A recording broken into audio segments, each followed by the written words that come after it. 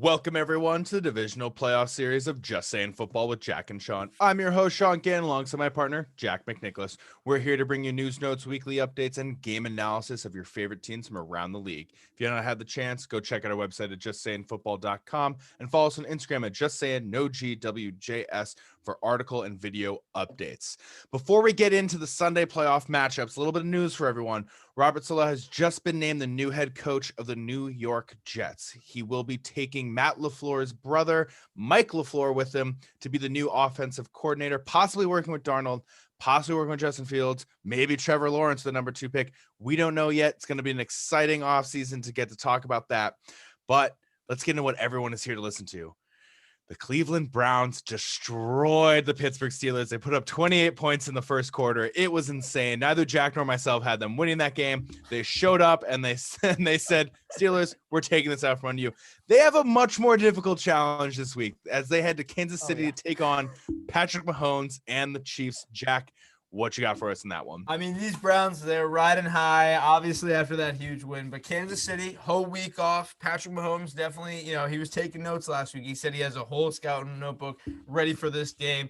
I am very interested in the two different philosophies of these teams. Pat Mahomes and this incredible passing offense of Kansas City, right now, just ranking they're the 6th highest scoring offense in the whole league, first in passing for a reason, over 300 yards a game. But the Browns, their offense right now, they're incredible. Third in the league right now. And I'm looking for a big offensive shootout with two teams that look very different from one another.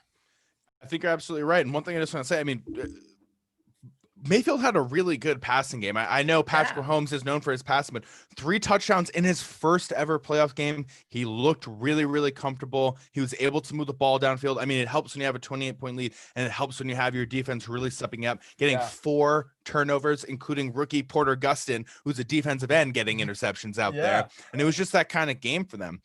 I'm thinking about this game. I say it all the time. It's going to come down to the run game when you want to beat the Chiefs. Last year, we saw the Colts do this. Marlon Mack was able to put up over 120 yards on them. Their time of possession in that game for the Colts versus the Chiefs when the Colts won. Colts had the ball for 37 minutes, only giving Patrick Mahomes 22 minutes to do anything with the ball. They ended up winning 19-13.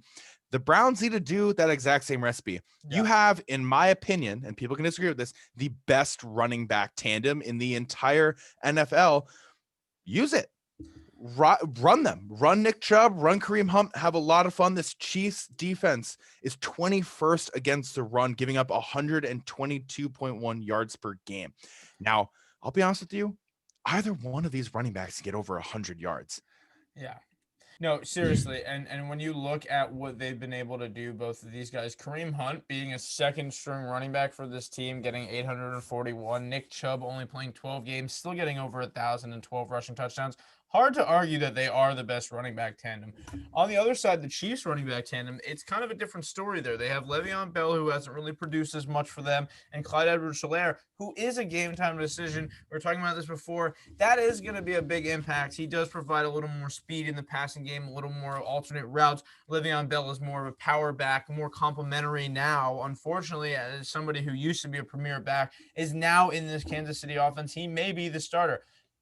I don't expect a lot from that tandem, but like you said, I think that Kareem Hunt and Nick Chubb against this Chiefs defense, where their weakness is the run game, they could go get 100 yards. This Browns defense is really going to be that factor. As we always talk about, big playoff teams have big run games and good defenses. How are you feeling about the Browns defense this week? They're getting a couple of people back. I'm excited. I'm happy they're getting these people out. They're getting both Denzel Ward, Kevin Johnson back from COVID reserve list. Offensively, they're getting back Joel Bettino, he was left guard, second team All Pro, and more importantly, head coach Kevin Stefanski's back. You're getting your head coach, okay? You're getting a bunch of position needs, just through my pen, getting a bunch of position needs back. A lot of things are now kind of going to be able to mesh for them. They're now getting back to this full strength mode that they're in. And it becomes a little bit worrisome if you're the Chiefs, because you have Sammy Watkins is out for this game, So that means Nicole Hardman, Tyreek Hill, Travis Kelce, these guys are going to need to pick up that slack. And like you just mentioned, with no Clyde Edwards here, or possibly no Clyde Edwards-Helaire, you have to rely on Bell to be your bell cow guy. If you got to, because you're going to need to run the ball well also against this team. I don't think the recipe for the Chiefs to win is to drop back 40, 50 times and get the win over the Browns. I think you have to try to find some sort of balance. This team with Patrick Mahomes can do that, and it can find ways to win. But as we've seen the last couple of weeks of the NFL, they were only winning games by 6 points or 7 points here, only a score or two. They weren't dominating by 2 scores the way that we saw them early on in the year when they were running the ball a little bit more effectively. I think that this is going to be a dogfight. I'm going to come out and say it. I'm calling an upset in Kansas City. Ooh. I think that this is Cleveland's not Cleveland's year to win the Super Bowl, but this is Cleveland's year to really go and surprise everyone. No one thought it was going to happen last week against the Steelers. I don't think anyone's really expecting it to happen up against the Chiefs, but this team is ready. They are the underdogs. They're hungry. They have a great running back duo. There's a recipe here that we've talked about for them to win. Absolutely. Run the ball a lot, maintain time of possession, smart play action, bootleg pass with Baker Mayfield. And I can see them winning this game through that recipe. Definitely. I'm gonna have to oppose. I cannot batting. I have bet too many times in my life against Patrick Mahomes. I'm gonna take him and Travis Kelce. That after the season he had, setting the record for most tight end yards. It's a very special record. Guys like Tony Gonzalez, Shannon Sharp, they held that record. I think this is a special season for Kansas City. I do think the two teams that can beat them are in the other side of the bracket. They'll have to meet Buffalo or the Ravens if they're going to lose before the Super Bowl. I'm going to take this. I think that Denzel Ward, Tyreek Hill, we love a good wide receiver cornerback matchup. I'm just saying, and I'll tell you that is a big one for this weekend. Tyreek Hill, his 1,200 yards and his 15 touchdowns, though, I think he'll get the advantage. One thing I do want to talk about, you brought up the running backs before, and I just want to bring this back. Kareem Hunt used to play on the Chiefs.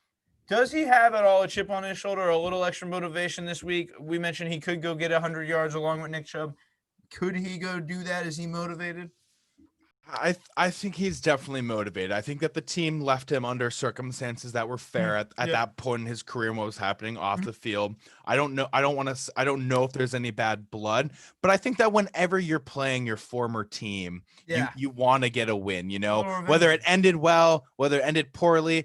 You want that little revenge. You want to get it back. They released him. They let him go. He signed with a new team, and now he's doing great. Yeah. He kind of just wants to show this is what you guys are missing out on. I think Hunt has a big game. And look, we saw it last week with Chubb getting the reception touchdown. That could be Hunt. Hunt has been a great receiving back for them. Don't be surprised if he's not running the ball a lot or only getting 75 rush yards, 50 rush yards, that he's not piling on the yards in the receiving game. So I think, yes, he's absolutely playing with the chip on his shoulder. My one question for you is, who's going to be the leading receiving yards for the Browns? Who's going to be leading that team in receiving yards? Is it going to be Landry? Is it going to be Njoku? Is it going to be Hooper? Is it going to be Higgins? They have a lot of guys, and Mayfield never seems to favor one for weeks at a time. I think that this is Jarvis Landry's time to shine.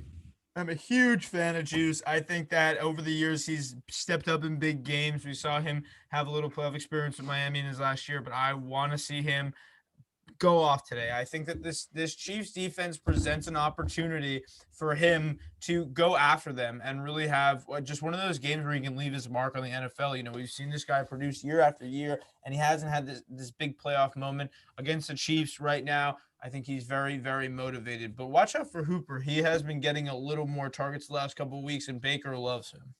Yeah, one thing that's popped in my head thinking about the head coach Kevin Stefanski. The Vikings played the Chiefs last year during the Super Bowl. And they had Matt Moore, and it wasn't Patrick Mahomes. Vikings still lost that game. Harrison Butker's a great kicker, but I think that Kevin Stefanski is also ready to put together an offensive game plan that's really going to help the Browns stay in this game and possibly get that win. Just one thing I wanted to mention just popped in my head. Moving on. We have the 40-year-old plus quarterback matchup at the night game with the Tampa Bay Buccaneers and Tom Brady taking on the New Orleans Saints and Drew Brees. Now, Buccaneers got swept this year in the divisional. They're playing in their division. Now they're playing for the third time this year. What you got for us in that one? Well, I was bringing up to Sean before the show about the 99 Jacksonville Jaguars, how they were such a good team, but they weren't able to get past the Titans. The divisional opponent is dangerous in the playoffs, especially when you're able to have to play them again, and you guys both just earned this second round. That's tough. Wild card weekend, we expect a lot of divisional matchups, but this second week, we expected Brady when he signed to this team. We said, well, imagine if him and Drew both get to the playoffs. Yep. Here they are, matched up. Drew's got a 2-game advantage right now. And we saw Tom Brady play pretty bad last time. Don't want to disrespect the GOAT, but he played pretty bad last time, 3 picks. How are we feeling about him against the Saints secondary, which we've seen be incredible this year? I am worried for the Buccaneers a little bit, and it's what you mentioned. Look, Brady's first game, 23 for 36, 230, 2 TDs, 2 interceptions. He had 3 rush, 9 yards, and a rushing touchdown. That was always exciting to see Tom Brady get a rushing touchdown. His second game, 22 for 38, 209, no touchdowns, 3 interceptions, like you mentioned. That's 5 turnovers against one team. And at the same time, they've let up 6 total sacks, 3 a game to this team as well. They are now no longer going to be without starting tackle Alex Kappa. He was just placed on the IR with the broken ankle. They picked up Earl Watford from Cleveland's practice squad. He's most likely might be making the start there for them. This is an opportunity for Cam Jordan, Trey Hendrickson to get after Tom Brady, put the pressure on him, and make him very uncomfortable. And we saw 5 turnovers total. It could be 6 by the end of this game, 7 by the end of this game, 8 by the end of this game, because this Saints defense has been just mauling over this offensive line, getting after Brady and making him uncomfortable. Totally, and that's everybody's philosophy in the playoffs every year is make Brady uncomfortable. He gets the ball out so quick, and now he has the receivers to do it. He has the weapons: Mike Evans, Antonio Brown, Chris Godwin, who I've been mentioning. He's playing for a big free agent contract this offseason. Chris Godwin has been very productive. I think that he's going to step up big in this game. I'm looking forward to the Mike Evans, Marshawn Lattimore. I think that that's going to be a really tough cornerback wide receiver matchup. But like you mentioned, this Saints defense is really something special. They're 4th best in yards, 5th best against both the pass and the run. It's become pretty tough for people to go against them, and they're also top 5 in scoring. So Brady is going to have to find ways to win this game. Yeah, and look, we got to give credit to the Hall of Famer Drew Brees. These 2 games that he's played against the Buccaneers, fantastic. Yeah. 18 for 30, 162 touchdowns, and then the second game, 26 for 32. 4 touchdowns, 1 fumble, 4 touchdowns. He was just decimating this defense. I think this is going to be a really tough game for the Buccaneers. It's hard for me to go against Brady, especially when it's like, 3rd game, no way he's going to lose 3. He's in the playoffs. This is where he does so well. When you have Mike Evans, Antonio Brown, and Chris Godwin, and Rob Gronkowski, and Leonard Fournette, and all these, this is where Brady's now going to get his win. But it's really hard for me to go against the Saints at home. They've had early exits in the past. I don't expect it to happen this week. I think that Drew Brees is going to get the win. I think that Alvin Kamara is hungry. Michael Thomas is hungry. They're ready for this game, and I think that the Buccaneers are gonna take this L. I have to go against you, my friend. I'm sorry. I mean, we're talking about it. I'm going against it. I brought up the Jaguars. I brought how it's a bad example. My main point with it is it's just all these odds here are stacked against Brady, and we have seen him we see these ESPN stats we make fun of all the time, where he's the first person to do this. This is I wouldn't be shocked if he's the first person to lose the sweep in the division, win by a certain amount of points. I think that he has the weapons to do it. Like I said, this Saints defense is not to be taken lightly. I don't want people to think I'm building this argument for the Saints going right for the Buccaneers. The thing is, it's going to be a tough task. Sean is absolutely right. The Saints defense is playing exactly where they need to be right now. I won't bet against Brady, but the one thing will be Mike Evans. And I got to ask you, do you think Mike Evans or Michael Thomas will have which Mike will have the most yards?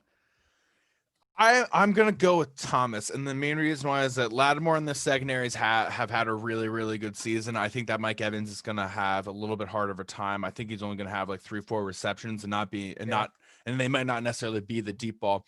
But I think that means that Antonio Brown has been playing really, really well these last couple of weeks with Tampa Bay. Now seems like they found their footing. Chris Godwin, he had a handful of drops last week that were not okay, and I don't expect that to happen this week. So I think that while Mike Evans may have less yards, and Mike Thomas is going to have more, it's only going to open up the opportunity for these other 2 theoretical wide receiver ones to go out there and ball out as well, because we've mentioned before, it's hard to cover all of these playmakers all the time defensively. The Saints, though, they've been the best to do that this season. That's why I got to give them the edge in this one. One big upgrade for the Buccaneers that Devin White is going to be in this game, and that is a huge addition. That'll be really helpful for guarding Jared Cook, and especially to stop Alvin Kamara. If there's anyone that I would want covering Kamara on a pass play, it's Devin White. He's the only guy that I think could really keep up with him. And the linebacking core for Tampa Bay is a big reason that I choose them in this too, because now you have Shaq Barrett, Devin White, Levante David. We've been talking about how these three guys have impacted games, just three of them being in the middle of the field, run stopping, pass coverage. It gives Anton Whitfield a little more time to do his thing as a rookie, spreading around. I like what the Buccaneers are doing, and I hate betting against Tom Brady in the playoffs. I like it. Look, that's all the time that we have. Thank you for tuning in. Thank you everyone for listening. Got great games coming up on Sunday. Hopefully everyone enjoys it. Yeah, of course. Enjoy all the games, coming up. These next 2 games are going to be great. A big divisional matchup here. And always check us out. Always check us out at justsayingfootball.com. YouTube, Just Saying Football. That's our channel. And Just Saying No GWJS on Instagram. All your updates and article updates. Appreciate it. Check it out. Like and subscribe. Thank you for watching. Enjoy your games. Thank you.